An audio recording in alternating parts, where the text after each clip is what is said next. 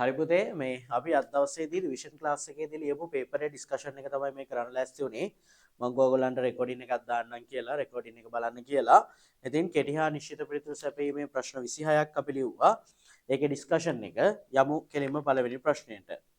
යම් අවස්ථාවකදී හිස්තැනක් ලෙස මිනිසාට හා ආර්ථිකයට ලැබෙන නිෂ්පාදන සම්පත් හිස්තැනක් ලෙස හැඳින්වේ. හිස්තැනකට කරන ගෙවීම බදු කුලිය වේ.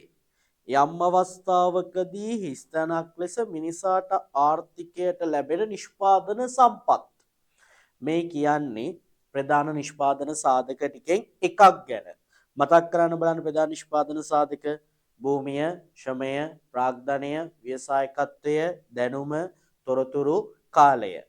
මේ වගේන් අපිට ලැබෙන්නේ යම් අවස්ථාවකදී හිස්තැනක් ලෙස මිනිසාට හා ආර්ථිකයට ලැබෙන නිෂ්පාදන සම්පත්. යම් අවස්ථාවකදී කොහෙන්ද ලැබෙන්නේ? මොන සම්පතද? ස්වභාව ධර්මයේ දායාදයන් ලෙස ලැබෙන ස්වභාව ධර්මයේ දායාද ලෙස මිනිසාට හා ආර්ථිකයට ලැබෙන නිෂ්පාදන සම්පත් මොකද්ද? භූමිය ලෙස හැඳින්වේ. ස්වභාව ධර්මයේ දායාද ලෙස හම්බෙන්නේ මොනවාද? භූමිය කියන නිෂ්පාදන සාධකය. එතකොට බදු කුලිය වේ කියනකොට මෙතන මොකද්ද? භූමියට කරන ගෙවීම බදු කුලිය වේ. එහෙනම් මෙන්න මේකට උත්තරේ යම් අවස්ථාවකදී ස්වභාව ධර්මයේ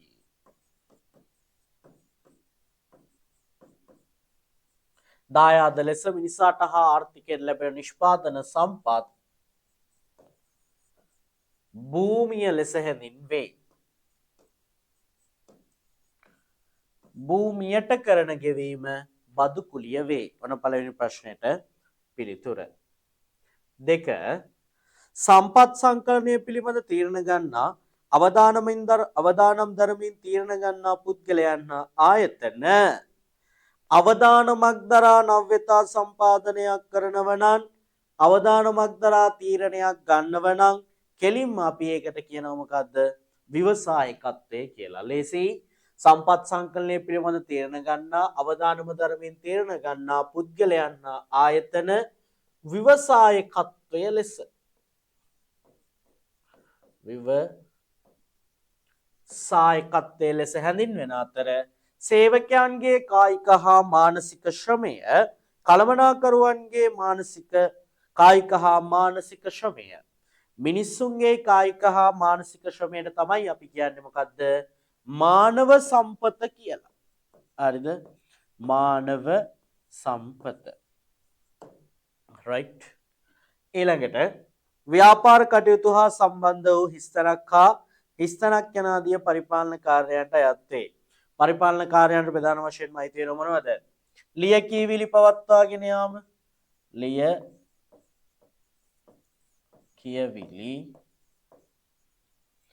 පවත්වාගෙන යාම. ඊට පස්සේ පරිපාලනයට අයිති වෙන ප්‍රධාන වශයෙන්ම sannivedana කටයුතු. ව්‍යාපාරයක පරිපාලන කටයුත්ත තුළ ලියකියවිලි පවත්වාගෙන යාමත් sannivedana කටයුතු යන ආදී කාර්යයන් ප්‍රධාන වශයෙන්ම අපි පරිපාලන කාර්යයන් විදියට හඳුනා ගන්නවා. ඊළඟට ප්‍රශ්න අංක 4 ව්‍යාපාර කාර්යයන් පහක් නම් කරන්න. කාර්යයන් නම් ගොඩයි කටයුතු නම් දෙකයි. කටයුතු දෙක මතක් කරොත් මොකද්ද? මිනිස් අවශ්‍යතා සහ වමනා සපුරාලීමත් සම්පත් වලට අගයන් එකතු කිරීමත්.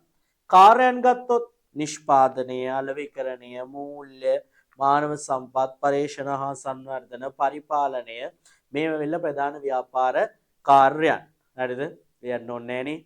නිෂ්පාදන කටයුතු, අලෙවිකරණය, මූල්‍ය, මානව සම්පත්, පර්යේෂණ හා සංවර්ධනය, පරිපාලනය මේ ඔක්කොම වෙලා ප්‍රධාන ව්‍යාපාර කාර්යයන්. ප්‍රශ්න අංක 5 ව්‍යාපාර කෙරෙහි උනන්දුවක් දක්වන පාර්ශව 4ක් නම් කරන්න. 4ක් නෙමෙයි ඕන තරම් ලියන්න පුළුවන්. කවුද? අයිතිකරුවන්, කළමනාකරුවන්, සේවකයන්, රජය, ප්‍රජාව, සැපයුම්කරුවෝ, ණය හිමියෝ මේ හැම පාර්ශවයක්ම ව්‍යාපාරයක් කෙරෙහි ඇල්මැටි පාර්ශව විදියට අපි හඳුනා ගන්නවා. කවුද? ආයි කියන්නම් ලියා ගන්න ඕන නම් අයිතිකරුවන්, කළමනාකරුවන්, සේවකයන්, ණය හිමියන්, සැපයුම්කරුවන්, රජය, ප්‍රජාව කියනව මේ සියලුම දෙනා ව්‍යාපාර කෙරෙහි උනන්දුවක් එවත් ඇල්මක් දක්වන පාර්ශව. ප්‍රශ්න අංක 6 මූර්ත සඵල විනිමය අනුපාතය ගණනය කරනුයේ හිස්තැනක් අදාළ රටවල උද්ගමන වේගය ගැලපෙනි. විදේශ වෙළඳාමේදී දුෂ්‍ය නෞබාර පතක් වෙනුවට පාරිශුද්ධ නෞබාර පත්‍රයක් ලබා ගැනීම සඳහා අපනයනකරුවා විසින් නැව් සමාගමට හිස්තැනක් ලිපි ඉදිරිපත් කළ යුතුය. මූර්ත සඵල විනිමය අනුපාතය ගණනය කරන්න පුතේ සරලයි තේරියක් නාමික සඵල විනිමය අනුපාතය පදනම් කරගෙන. හරිද? නාමික සඵල විනිමය අනුපාතය පදනම් කරගෙන. නාමික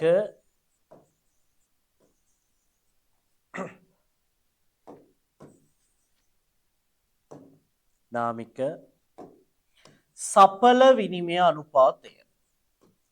නාමික සඵල විනිමය අනුපාතය. එතකොට පළවෙනි හිස්සැනට එන්නේ නාමික සඵල විනිමය අනුපාතය. දැන් අපි දන්නවා මූර්ත සඵල විනිමය අනුපාතය ගණනය කරන්න නම් නාමික සඵල විනිමය අනුපාතය ඒ රටේ උද්දමනය ගලපන්න ඕනේ. ඒ රටේ උද්දමනය ගැලපුවට පස්සේ තමයි මූර්ත සඵල විනිමය අනුපාතය ගණනය කරන්න පුළුවන් වෙන්නේ. එහෙනම් මතක තියාගන්න මූර්ත සඵල විනිමය අනුපාතය ගණනය කරන සෑම මොහොතකදීම නාමික සඵල විනිමය අනුපාතය උද්දමනයත් එක්ක ගලපලා තමයි ඒ කාර්යය සිද්ධ කරන්නේ. ඊළඟට අපෙන් අහනවා විදේශ වෙළඳාමේදී දුෂ්‍ය නෞබාර පතක් වෙනුවට පාරිශුද්ධ නෞබාර පත්‍රයක් ලබා ගැනීම සඳහා ඉදිරිපත් කළ යුතු ලියවිල්ල මොකක්ද කියලා.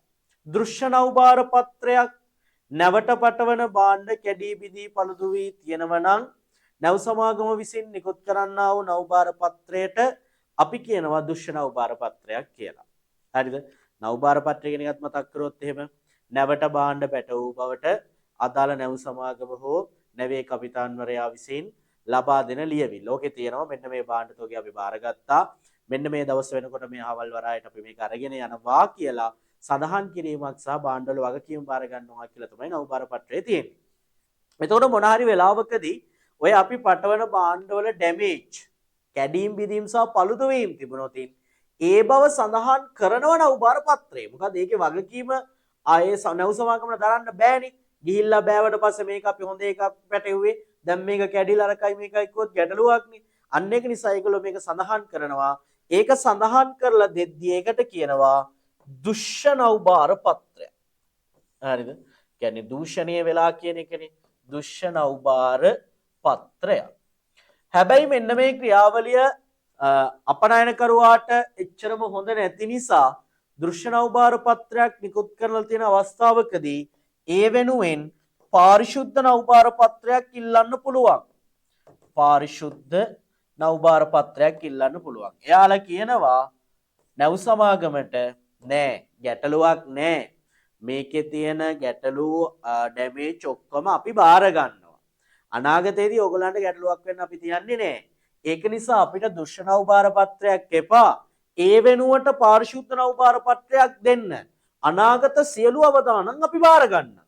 මෙන්න මේ කියවන කියලා අදාළ නැව් සමාගමට අපනයනකරුවා විසින් ලියුමක් බාර දෙන්න ඕන. අන්නේ ලියුමේ කියන නම තමයි මේ අහන්නේ. ඒ ලියුමට කියනවා පුතා හානි රක්ෂණ ලිපිය. හරිද? හානි රක්ෂණ ලිපිය.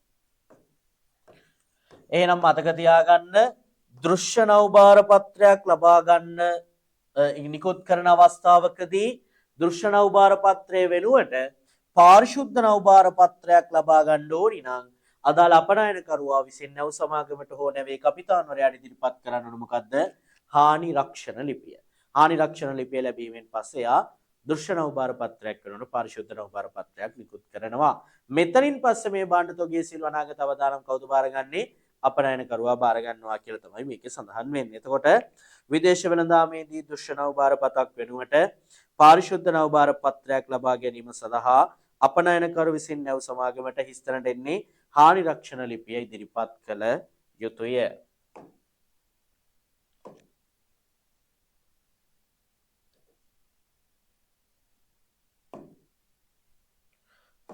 එන්නේ ළඟට 7 වෙනි ප්‍රශ්නයට.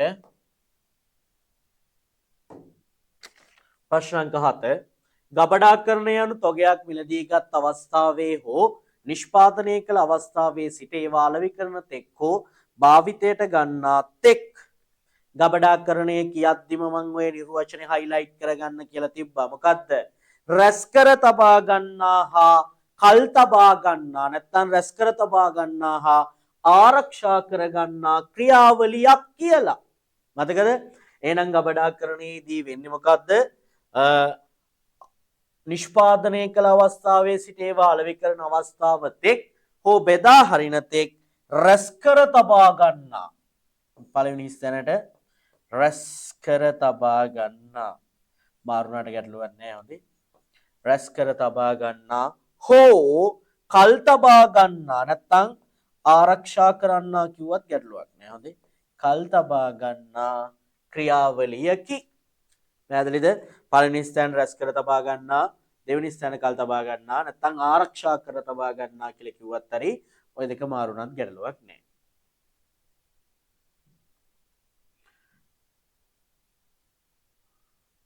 ප්‍රශ්න අංක 8 භාණ්ඩවල අයිතිය පවරාගෙන තොග වෙළඳාමේ යෙදෙන තොග වෙළෙන්දා සහ භාණ්ඩවල අයිතිය පවරා නොගෙන තොග වෙළඳාමේ යෙදෙන වෙළෙන්දා පිළිවෙලින් වශයෙන් හැඳින්වේ. එකයි ස්ථානයි තියෙන දෙකක් ලියනවා මම ගොඩ ඩබල් කරලා ලියන්න කියලා.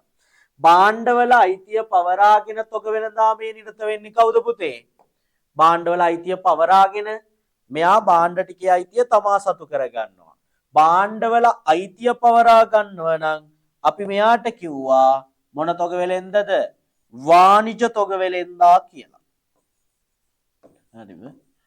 වාණිජ තොග වෙලෙන්දා. එහෙනම් මතක තියාගන්න තොග වෙලෙන්ද ක්‍රියාවලිය තුලදී භාණ්ඩවල අයිතිය පවරාගෙන තොග වෙලඳාමේ නිරත වෙනව නම් අපි යාට කියනවා කවුද? වාණිජ තොග වෙලෙන්දෙක් කියලා. භාණ්ඩවල අයිතිය තමා සතු කරගන්නේ නැත්තම් එයා අතරමැදියෙක් විදියට කටයුතු කරනවා නම් අපි යාට කිව්වා නියෝජිත තොග වෙලෙන්දා කියලා. හරිද? නියෝජිත තොග වෙලෙන්දා. නියෝජිත තොග වෙලෙන්දා. භාණ්ඩවල අයිතිය තමා සතු කරගෙන කටයුතු කරන වාණිජ තොග වෙලෙන්දුන් වර්ග දෙකයි. කවුද? සිල්ලර තොග වෙලෙන්දා මේ ප්‍රශ්නට අදාළ නැහැ මම මතක් කිරීමක් කරන්නේ. සිල්ලර වෙලෙන්දා සහ තොග වෙලෙන්දා. මේගොල්ලෝ හැම වෙලාවකම භාණ්ඩවල අයිතිය තමා සතු කරගන්නවා. තමා සතු කරගෙන කටයුතු කරනවා. ඒ නිසා අපි මේගොල්ලන්ට කියනවා වාණිජ තොග වෙලඳුන්. වාණිජ තොග වෙලඳුන් ප්‍රභේද දෙකයි සිල්ලර වෙලෙන්දා සහ තොග වෙලෙන්දා. නියෝජිත තොග වෙලඳුන් කවුද? තරවුකරුවා, සාධ්‍යකයා, කොමිස් නියෝජිතයා, වෙන්දේසිකරුවා මේගොල්ලෝ භාණ්ඩවල අයිතිය තමා සතු කරගන්නේ අතරමැදියෙක් විදිහට ඉඳගෙන කටයුතු කරනවා. හරිද? ඒගොල්ලන් අපි කියනවා නියෝජිත තොග වෙලෙන්දා කියලා. එහෙනම් පිළිවෙලින් අහලා තියෙන්නේ ඉස්සෙල්ලා ලියනවා මොකද්ද? වාණිජ තොග වෙලෙන්දා.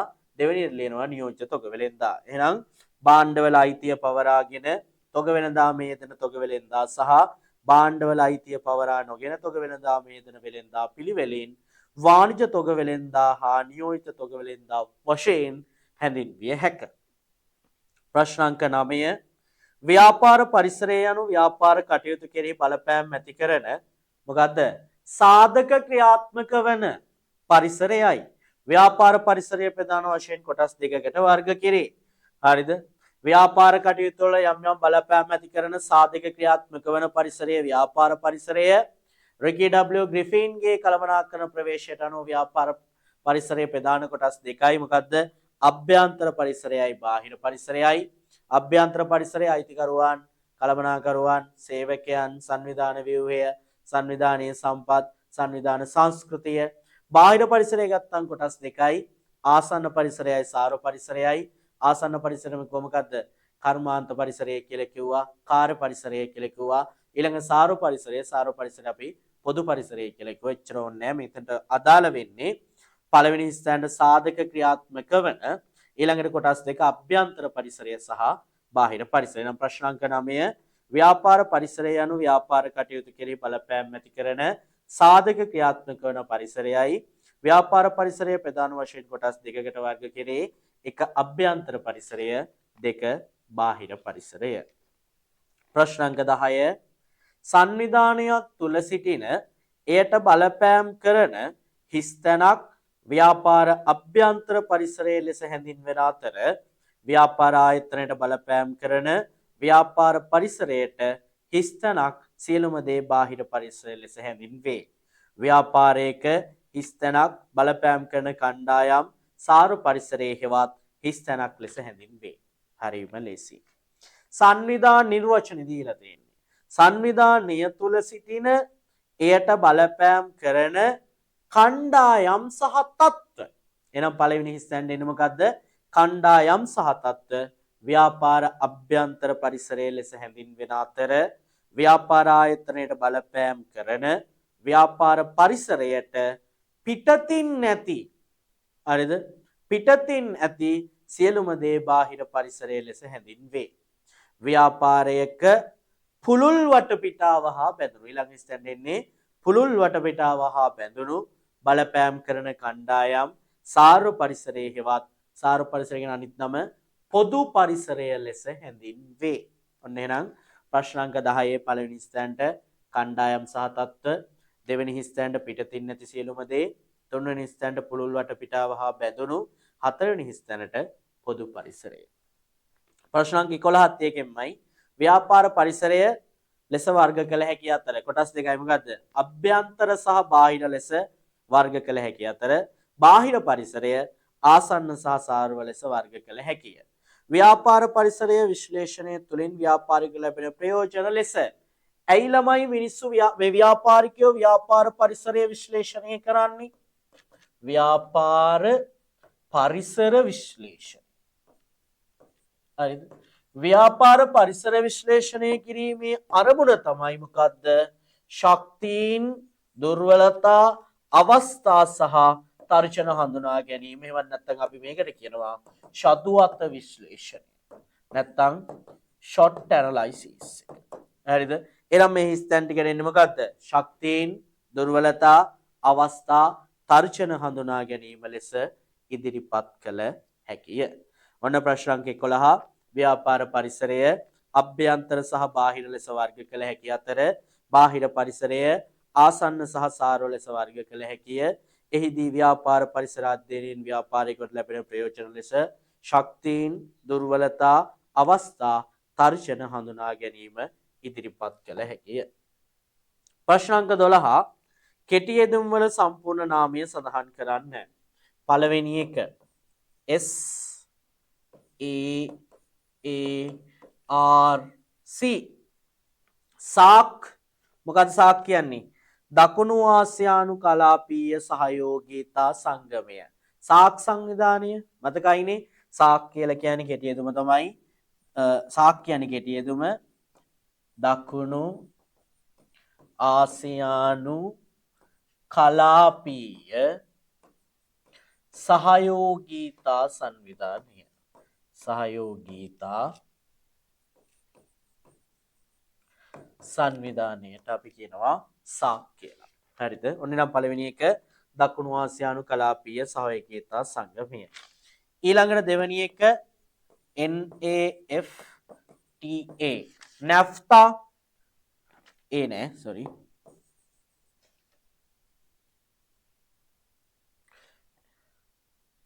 හරි ඒ එන්න ඕන printing mistake එකක් ඒ නෑනේ. හරිද? ඒ එන්න ඕන හොඳේ. NAFTA North America Free Trade Agreement මොකද්ද? උතුරු ඇමරිකානු නිදහස් වෙළඳ ගිවිසුම. NAFTA කියලා කියන්නේ පුතේ උතුරු ඇමරිකානු නිදහස් වෙළඳ ගිවිසුම. කවුද මේක ඉන්නේ? උතුරු ඇමරිකාව, කැනඩාව සහ මෙක්සිකෝව කියන රටවල් තුන තමයි මේ NAFTA එකේ ඉන්නේ. එහෙනම් NAFTA North America Free Trade Agreement උතුරු ඇමරිකාව නිදහස් වෙළඳ ගිවිසුම. ඊළඟට 3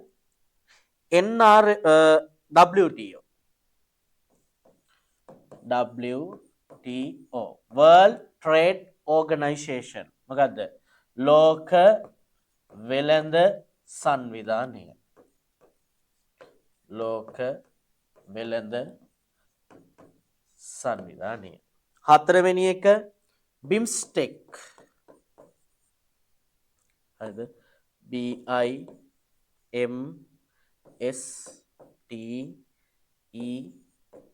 BIMSTEC මොකද්ද? බහුවාංශික තාක්ෂණික සහ ආර්ථික සහයෝගීතාවය උදෙසා බෙන්ගාල බොක්ක ආශ්‍රිත රටවල එකතුව. ලියාගන්න බිම්ස්ටෙක් කියන්නේ බහුවාංශික තාක්ෂණික සහ ආර්ථික සහයෝගීතාවය උදෙසා බෙන්ගාල බොක්ක ආශ්‍රිත රටවල එකතුවට අපි කියනවා බිම්ස්ටෙක් කියලා. හරිද? බහුවාංශික තාක්ෂණික සහ ආර්ථික සහයෝගීතාවය සඳහා බෙන්ගාල බොක්ක ආශ්‍රිත රටවල්. right. ඊළඟට ප්‍රශ්න අංක 13 ඒත් කෙටි යෙදුම් ලියන්න තියෙන්නේ CIF මොකද්ද? විදේශ වෙළඳාමේදී cost insurance fraud මිල රක්ෂණ ගැල්කුලිය.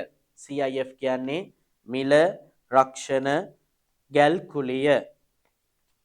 ඊළඟට SWIFT SWIFT කියන්නේ ජගත් අන්තර්බැංකු මූල්‍ය විද්‍යුත් sannivedana ජාලය.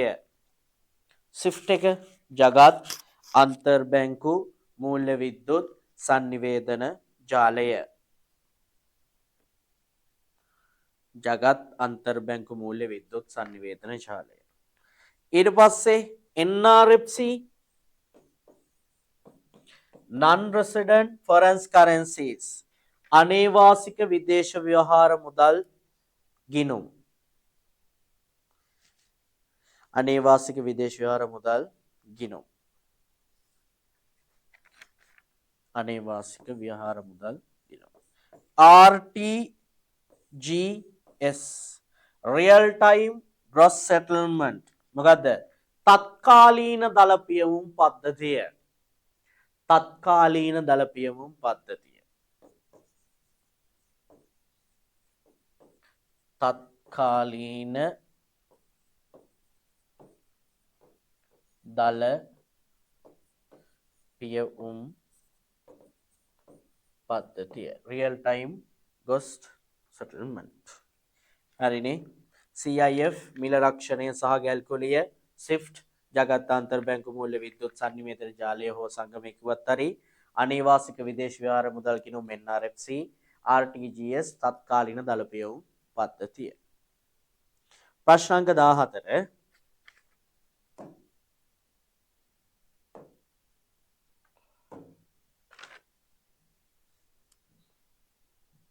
ව්‍යාපාර ඇතැම් ව්‍යාපාර කටයුතු බාහිර ආයතනවල පවරා සිදු කිරීම ඉස්සනක් වේ. සෑම මට්ටමක කළමනාකරුවන්ට ඒකාකාරී වැදගත් වන කුසලතාව වනුයේ. ව්‍යාපාර ක්‍රියාවලිය බාහිරට පැවරීම ඉංග්‍රීසි භාෂාවෙන් කිව්වොත් මොකද්ද? BPO business process outsourcing. මොකද්ද? ව්‍යාපාර ක්‍රියාවලිය බාහිරට පැවරීම යම්කිසි ව්‍යාපාරයක් විසින් තමන්ගේ ව්‍යාපාරයේ යම් යම් කටයුතු උදාහරණයක් විදිහට නඩත්තු කටයුතු ආරක්ෂක කටයුතු මෙන්න මේ වගේ දේවල් බාහිර පාර්ශවයකට දෙනවා නම් අපි ඒකට කියනවා BPO method business process outsourcing. එමත් නැත්නම් ව්‍යාපාර ක්‍රියාවලිය බාහිරට පැවරීම වේ. සෑම මට්ටමක කළමනාකරුවන්ට ඒකාකාරීව වැදගත් වන කුසලතාවය. මම කිව්වා හැම මට්ටමක කළමනාකරුවන්ට එකම වගේ වුණ මොනවද? මානව කුසලතා. මතකයිනේ? මානව කුසලතා වේ. ප්‍රශ්න අංක 15 රජයේ දේශපාලන දර්ශනය හා ප්‍රතිපත්ති හිස්තැනක් පරිසරයට. අනේ ලේසි. මොකද්ද? දේශපාලන පරිසරයට. දේශපාලන පරිසරයට අයත් වන අතර පොලි අනුපාතික දළ ජාතික නිෂ්පාදිතය හා ජීවන වියදම යන ඒවා මේව මොනවාද? ආර්ථික පරිසර සාධක. ආර්ථික පරිසරයට අයත් වේ. ප්‍රශ්න අංක 16 ව්‍යාපාර හා සම්බන්ධ සියලුම උනන්දුවක් දක්වන පාර්ශවයන්ට උපරිම සාධාරණයක්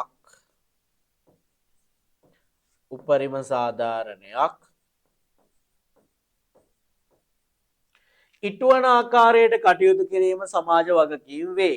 එක්සත් ජාතීන්ගේ සංවිධානය පෙන්වා දෙන සමාජ වගකීම් වන්නේ එක්සත් ජාතීන්ගේ සංවිධානය කියනවා මොනවද පුතේ? පරිසරය සුරකීම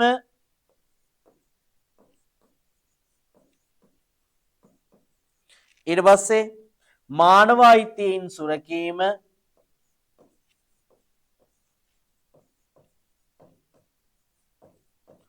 පරිසරය සුරකීම මානව අයිතීන් සුරකීම සේවක අයිතීන් සහ සමාජ දායකත්වය නැත්නම් සමාජ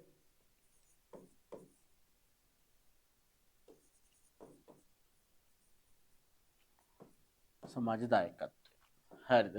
නැත්නම් සමාජයට යමක් සිදු කිරීම ප්‍රධාන සාධක හතර. පරිසරය සුරකීම, මානව අයිතීන්, සේවක අයිතීන්, සමාජ දායකත්වය නැත්නම් ප්‍රජා සේවා කියලා කියන්නත් පුළුවන්.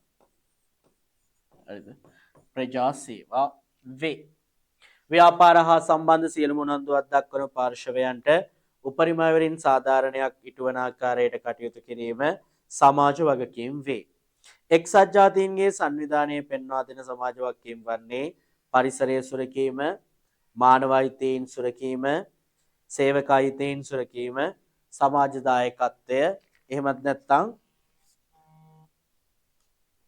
සමාජ දායකත්වය, එහෙමත් නැත්නම් ප්‍රජා සේවාවන් කියලා කියනවා. ඒ ප්‍රශ්නාංක 16. ප්‍රශ්නාංක 17 සමාජය තුළ ධනාත්මක බලපෑමක් ජනිත කිරීමට ව්‍යාපාර ක්‍රියාවලිය කළමනාකරණය කරන්නේ කෙසේද යන්න කවුද කිව්වේ? සමාජ වගකීම් මාලන් බේකර්.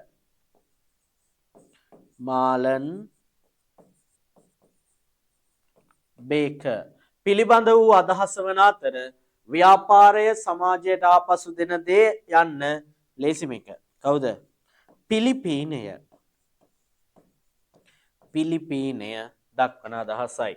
17 සමාජය තුළ ධනාත්මක බලපෑමක් ජනිත කිරීමට ව්‍යාපාර ක්‍රියාවලිය කළමනාකරණය කරන්නේ කෙසේද යන්න මාලන් බේකර් පිළිබඳ වූ අදහස වන අතර ව්‍යාපාර සමාජයට ආපසු දෙන දේ යන්න පිලිපීනය දක්වන අදහසයි.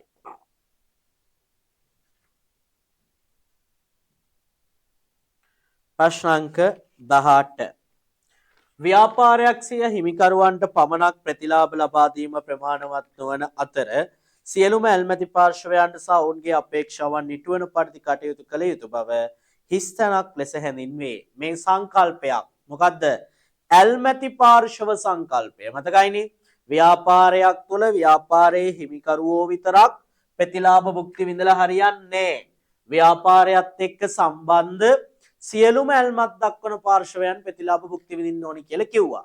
මෙන්න මේ සංකල්පයට කිව්වා ඇල්මැති පාර්ශව සංකල්පය කියලා. අද වෙද්දී ගොඩක් ව්‍යාපාර මේ ඇල්මැති පාර්ශව සංකල්පයට නැඹුරු වෙලා තියෙනවා. ඒකත් එක්ක වැඩ කරනවා. ප්‍රශ්නාංක 19 සමාජීය වගකීම් ඉටු කිරීමෙන් ව්‍යාපාරිකවට ලැබෙන ප්‍රතිලාභ හතරක්. මගේ අම්මේ ඕන තරම් ලියන්න පුළුවන්. මොනවාද?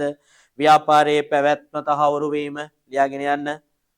ව්‍යාපාරයේ පැවැත්ම තහවුරු වීම. කීර්තිනාමය වර්ධනය ව්‍යාපාරයේ පැවැත්ම තහවුරු වීම, කීර්තිනාමය වර්ධනය, ගනුදෙනුකරුවන් තෘප්තිමත් කළ හැකිවීම,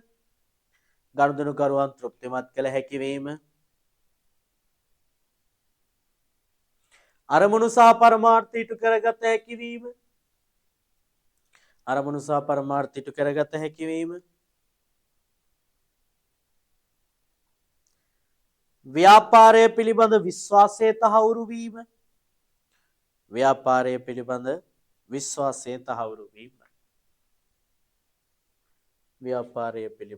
විශ්වාසය තහවුරු වීම.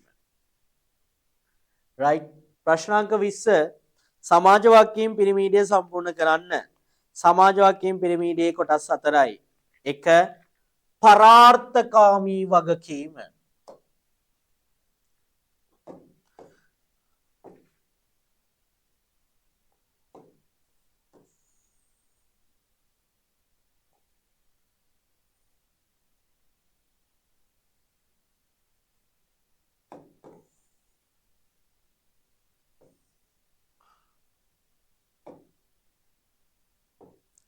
හරිද? කොටස් 4ක් තියෙනවා. 1යි 2යි 3යි 4යි. සමාජ වගකීම් ඉටු කිරීමේදී පළමුවම තියෙන්න ඕන සමාජ වගකීම් පිරිමීඩේ පරාර්ථකාමී වගකීම.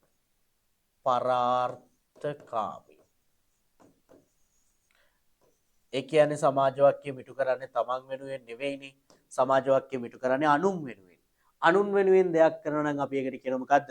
පරාර්ථකාමීත්වය. එහෙනම් පළවෙනි එක පරාර්ථකාමී වගකීම.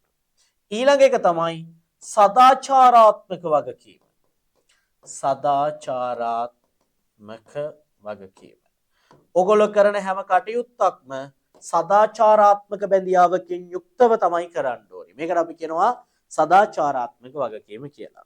තුන්වෙනි එක තමයි සදාචාරාත්මක වෙන්න ඕන වගේම මේවා නීතියට එකඟ වෙන්න ඕන. අපි මේකට කියනවා පුතා නෛතික වගකීම කියලා. අවසාන එක තමයි ආර්ථික වගකීම. ආර්ථිකය කෙරෙහිත් සමාජ වගකීම ඉටු කරන්න ඕනේ. ආර්ථික වගකීම. එහෙනම් සමාජ වගකීම ඉටු කරද්දී පරාර්ථකාමී වගකීමෙන් කටයුතු කරන්න ඕනි. සදාචාරාත්මක වගකීමෙන් කටයුතු කරන්න ඕන. නෛතික වගකීමෙන් කටයුතු කරන්න ඕන. ආර්ථික වගකීමෙන් කටයුතු කරන්න ඕන. මෙන්න මේකට තමයි අපි කියන්නේ සමාජ වගකීම් පිරිමීඩය කියලා. 21 මේ ලියා ගන්නකො. පරාර්ථකාමී වගකීම, සදාචාරාත්මක වගකීම, නෛතික වගකීම, ආර්ථික වගකීම. 21 අනාගත පරම්පරාවේ අවශ්‍යතා සපුරා ගැනීමට ඇති අයිතිය හිස්තැනක් වර්තමාන අවශ්‍යතා හිස්තැනක් වූ සංවර්ධනය තිරසර සංවර්ධනය ලෙස හැඳින්වෙන අතර තිරසර සංවර්ධනය තුළ ගොඩනැගී ඇති කුළුණු වන්නේ නිර්වචනය මොකද්ද? අනාගත පරම්පරාවේ අවශ්‍යතා සපුරා ගැනීමට ඇති අයිතිය පළවෙනි ස්ථානට උල්ලංඝනය නොකරමින් වර්තමාන අවශ්‍යතා සපුරා ගන්නා කියලා කිව්වත් හරි ළඟා කර ගන්නා කිව්වත් හරි ළඟා කර ගන්නා වූ සංවර්ධනය තිරසර සංවර්ධනය ලෙස හැඳින්වේ. තිරසර සංවර්ධනය තුළ ගොඩනැගී ඇති කුළුණු වන්නේ තුනයි. ආර්ථික තිරසර සංවර්ධනය, පරිසර තිරසර ආරක්ෂණය, සමාජීය තිරසර සංවර්ධනය. පළවෙනි ස්ථානට උල්ලංඝනය නොකරමින් දෙවෙනි ස්ථාන ළඟා කර ගන්නා නැත්නම් ඉටු කර ගන්නා වූ සංවර්ධනය, ඊළඟට ආර්ථික තිරසර සංවර්ධනය, පරිසර තිරසර ආරක්ෂණය සහ සමාජීය තිරසර සංවර්ධනය වේ. 22 සමස්ත සංවිධානය සඳහා නැතිනම් සමස්ත ඉලක්ක සහ පරමාර්ථ ළඟා කර ගැනීම උදෙසා සකස් කෙරෙන සැලසුම් අපි කිව්ව මොනවාද? උද්දේශික සැලසුම් වන අතර ඉලක්ක හා සැලසුම් ළඟා කර ගන්න ආකාරය හෙවත් ක්‍රම පිළිබඳ නිශ්චිත වශයෙන් විස්තර කෙරෙන සැලසුම් නිශ්චිත සැලසුම් වේ.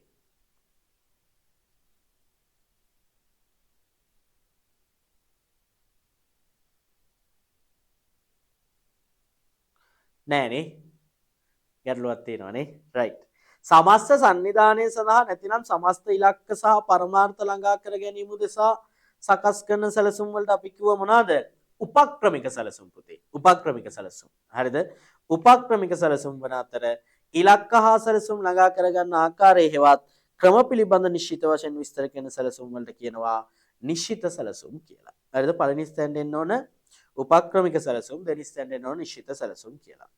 එක්වරක් පමණක් භාවිතා කරන සැලසුම් ප්‍රශ්න අංක 23 එක්වරක් පමණක් භාවිතා කරනවා නම් ඒ සැලසුම් වලට අපි කියනවා මොනවාද? ඒකල සැලසුම්. ඒකල සැලසුම් වන අතර සමස්ත කාර්ය සාධනය සඳහා මඟ පෙන්වීමට ක්‍රියාත්මක පවත්නා සැලසුම් ස්ථාවර සැලසුම්. නැත්තම් ඔය කියන්න පුළුවන් පුතේ ඒකල භාවිත සැලසුම් කියලා කියන්නත් පුළුවන්, ස්ථාවර භාවිත සැලසුම් කියලා කියන්නත් පුළුවන්. ඒතර ප්‍රශ්න අංක 23 එක්වරක් පමණක් භාවිතා කරන සැලසුම් ඒකල භාවිත සැලසුම් නැත්නම් ඒකල සැලසුම් වන අතර ආයතනයේ සමස්ත කාර්ය සාධනය සඳහා මඟ පෙන්වීමට ක්‍රියාත්මක වන පවත්නා සැලසුම් ස්ථාවර භාවිත නැත්නම් ස්ථාවර සැලසුම් වේ කියලා කියන්න පුළුවන්.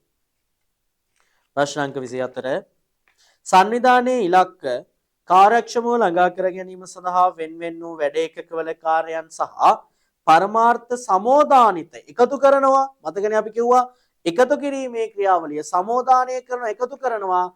ඒකට කිව්ව තනි වචනයක් මොකද්ද? සමායෝජනය. සමායෝජනය. චිත්තයකුත් ඒවල තිබ්බා. මතකද? හෝල් එකේදී සමායෝජනය ලෙස හැඳින්වේ.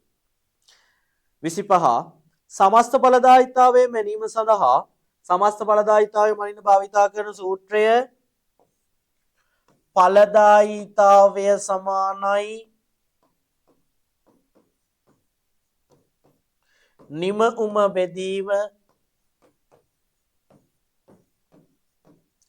යෙදවුම් තමයි සූත්‍රය. හරිද?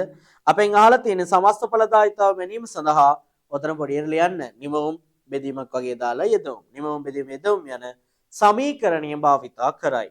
පළමු පෙළ කළමනාකරුවන්ට වැඩියෙන් අවශ්‍ය වන කුසලතා මතකද? කළමනාකරන කුසලතා ගත්තට පස්සේ මෙම රූප සටහනක් දුන්න තියරියේ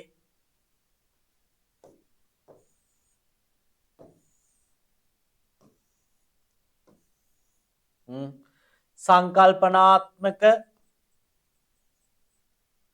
මානව තාක්ෂණික අග්‍රමට්ටමේ කළමනාකරුවන් මධ්‍ය මට්ටමේ කළමනාකරුවන් පළමු පෙළ කළමනාකරුවන් අග්‍රමට්ටමේ කළමනාකරුවන්ට වැඩිපුරම ඕන කිව්ව මොනවාද?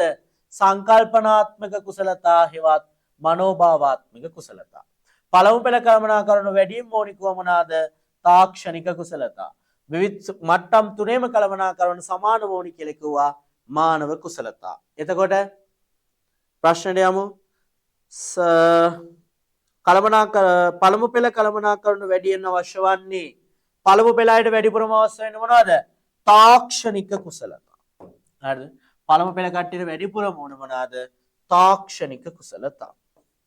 එහෙනම් පළවෙනි හිස් තැනට තාක්ෂණික කුසලතාවන අතර ඉහළ කළමනාකරුවන්ට වැඩිපුරම අවශ්‍ය වෙන්නේ මොනවද?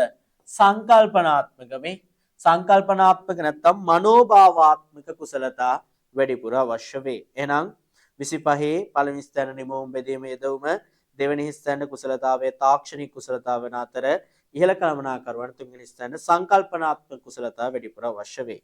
අවසානික 26 ඉහළ කළමනාකරුවන්ගේ මූලිකත්වයෙන් දිගු කාලයක් සැකසෙන සැලසුම් වන්නේ ඉහළ කළමනාකරුවන් විසින් දිගු කාලයක් තුලදී සකස් කරන සැලසුම් වලට අපි කිව්වා මොනවද පුතේ? උපක්‍රමික සැලසුම්.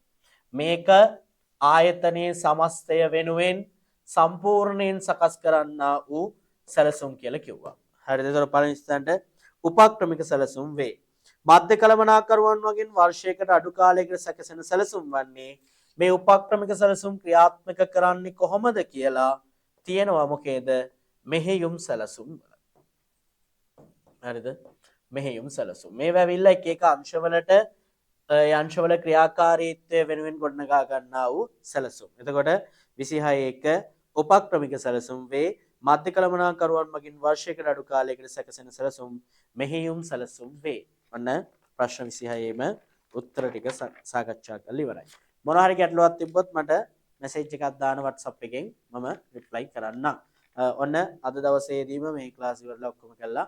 ඇවිල්ලා දැන් වෙලාව මම හිතන්නේ ඕගොල්ලෝ සමහර අය නැතිත් ඇති 10:05යි පේපර් ඩිස්කෂන් එක අර වෙලාවෙ කරන්න බැරි වෙච්ච නිසා සම්පූර්ණ සාකච්ඡා කරලා අවසන් කළා. එහෙනම් ලබන සතියේ හම්බෙමු. සුබ රාත්‍රියක්.